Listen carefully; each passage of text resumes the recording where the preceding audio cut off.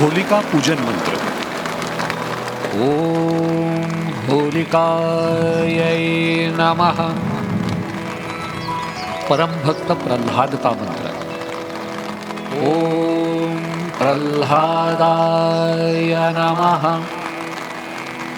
भगवान नरसिंह का मंत्र। ओम नृसिंहाय नमः। होली में चीजें अर्पण करते समय इस मंत्र का बोलना अत्यंत शुभ माना जाता है।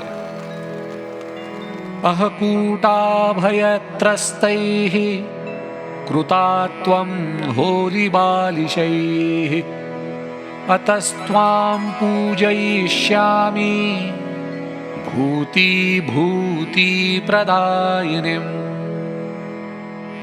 होलिका दहन के बाद उसका भस्म माथे पे लगाते समय बोलने का मंत्र। वंदितासि सुरेंद्रेण ब्रह्मणा शंकरेण च अतस्त्वं पाहि मां देवी भूति प्रदा भव।